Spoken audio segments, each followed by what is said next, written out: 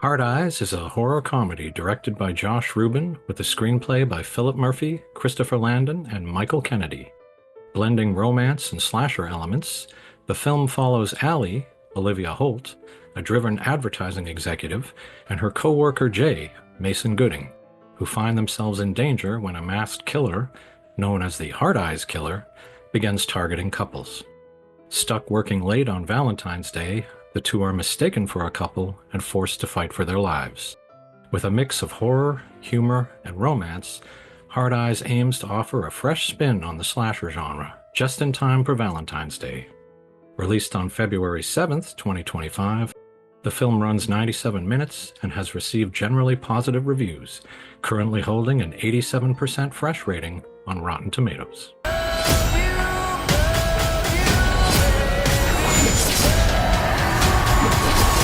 Welcome to First Take, where we watch the latest releases and help you decide if they're worth your time. I'm Sean Weathers. And I'm Angus Combe. Today we're diving into a new horror comedy. Always a tricky blend. Sometimes it's a hit, sometimes it's a mess. Let's see which one we've got. At its core, this movie is trying to appeal to both men and women, which makes sense for a Valentine's Day release. The romance plays out like a bit of a Hallmark fantasy for women. The male lead is tall, handsome, single, has a great job, Wait a minute, is this movie about me? Anyway, meanwhile, he completely accepts the heroine, flaws and all. That's the kind of wish fulfillment that makes sense if you're trying to appeal to women to get them to watch a horror movie on Valentine's Day. Happy Valentine's Day. Happy V-Day! Get killed, all right. What was... Why would he say that? It's exactly like a Hallmark or Lifetime Christmas movie. Hard-working professional woman meets super nice guy who might be in town to destroy her career, but wouldn't you know it, they're falling in love. The two main characters are likable, and we do get to know them in a way that makes us care about what happens to them, which is important because this Hallmark movie takes an abrupt left turn and becomes a holiday-themed nightmare. The Hard Eyes Killer has stalked, Hunted, and brutally slain couples on Valentine's Day. On the horror side, it sticks to the typical slasher formula. The side characters might as well be made of paper mache, while the main characters have plot armor until it's time for the final showdown. The final girl moment plays out exactly how you'd expect. It's got some fun set pieces, but nothing that reinvents the wheel. It also borrows heavily from Scream, not just in tone and structure, but even down to casting Mason Gooding. The killer's phone calls and the climax makes you want to Google the film and see if it's intended to be in the same cinematic universe as Scream.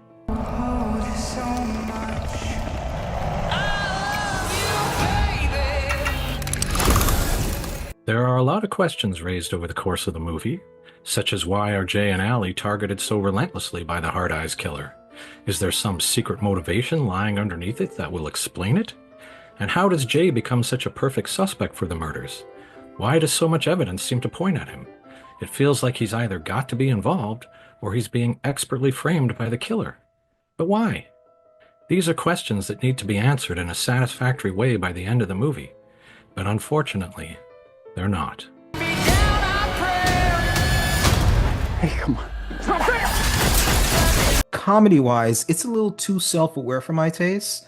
I don't mind a movie that knows what it is, but if you're gonna go that route, the execution doesn't have to be on a Mel Brooks level, but it does have to be sharper than this. Here, it feels like it's trying too hard to be in on the joke, but it doesn't quite land. This is more than just murder. He's like Cupid, with a kink. Unfortunately, Hard Eyes is no Scream, and the humor here is pretty broad and often resorts to slapstick, like when the two lovebirds first meet and keep accidentally bumping their heads together.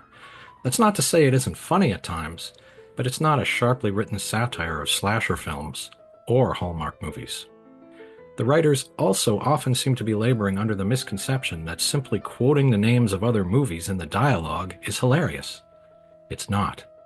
I wish they would just allow the characters to speak to each other like human beings and find the humor in a more natural way. We're being chased by a fucking serial killer!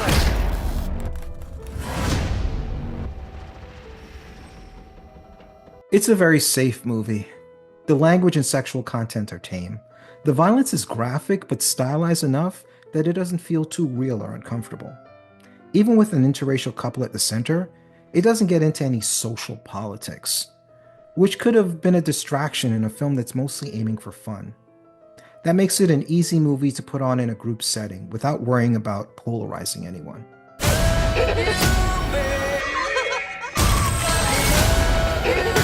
In the end, the movie degenerates into action movie cliches.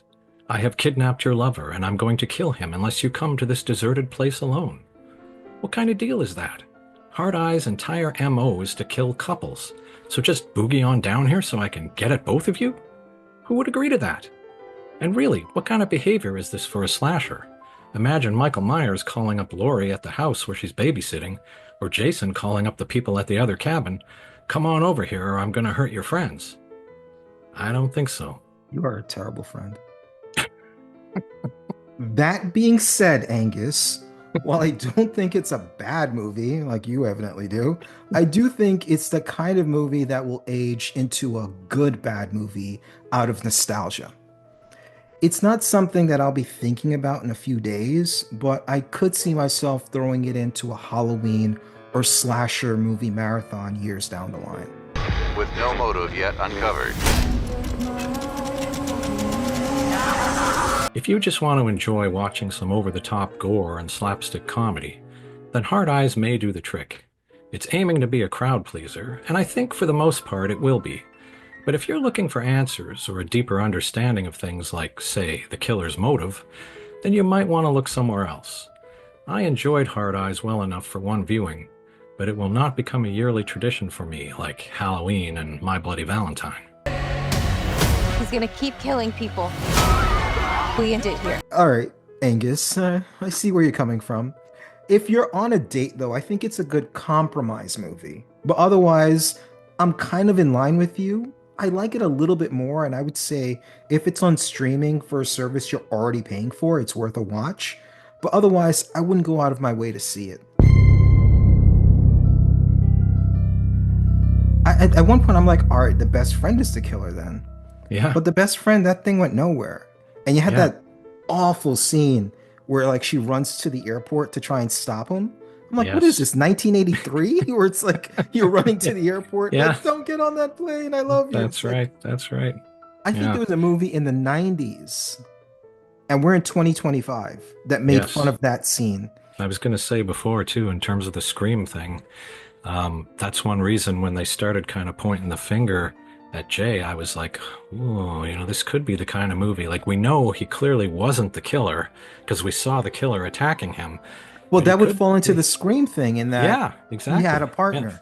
Yeah, he could be working with him. And it just seems like, why is there so much stuff here? Like, he was in every city where these killings took place. Like, did the killers know that and were framing him? Or is it just a big coincidence, right? That's a pretty big coincidence for it to just happen. I thought at one point it would be one of the cops and him as the killer. Either he's with the girl, because that when he went into the car with her, he was like, she's not my type. I'm like, oh, is that going to play into the end? Like, like maybe something like that. Or maybe her male partner who we thought died is really alive. Yes. Yeah, I thought maybe something like that. And I also thought maybe the best friend. Like, why is the best friend there? Like, she doesn't really play a huge factor. And usually, like, even like with a movie like Get Out, the best friend came in at the end of the movie and still played a role in it. Like, there's usually like a throwaway scene with the best friend at the end to wrap things up. It's like, I really thought, like, once I saw the similarities to Scream, I was like you, I'm like, there's gonna be some kind of twist.